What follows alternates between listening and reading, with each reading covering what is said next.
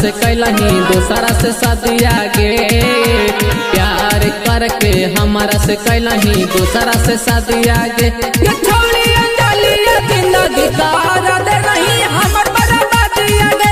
ये छोड़ी अंजलि जिंदगी तारा दे नहीं बर्बादिया गे।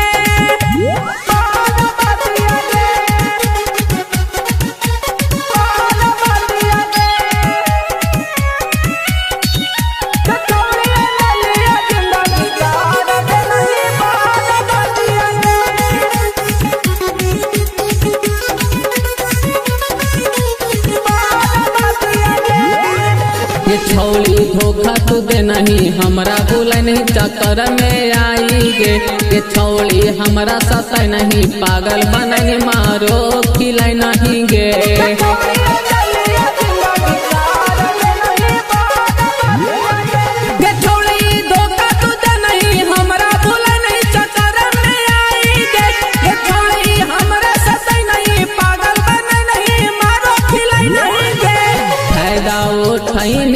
दिल का हमर आजादिया गे।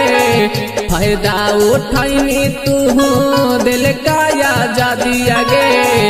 ये छोड़ी अंजलि जिंदगी तारा दे नहीं हमर बर्बादिया गे। ये छोड़ी अंजलि जिंदगी तारा दे नहीं बर्बादिया गे।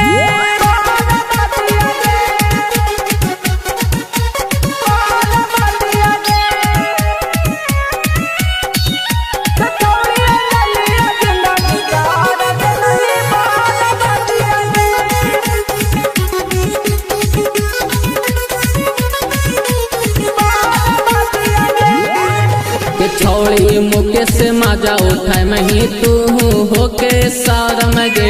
ये छौड़ी अपना दीवाना के तू बेरो नहीं बन के बेसारम गे।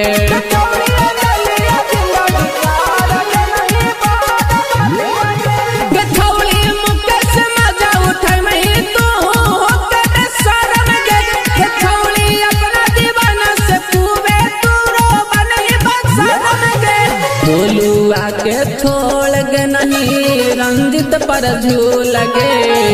टीटू के छोड़ के गे नहीं रंजित पर झूल गे। ये छोड़ी अंजलि जिंदगी तारा दे नहीं हमर बर्बादिया गे। ये छोड़ी अंजलि जिंदगी तारा दे नहीं बर्बादिया गे। SB studio station road Anugrah Narayan.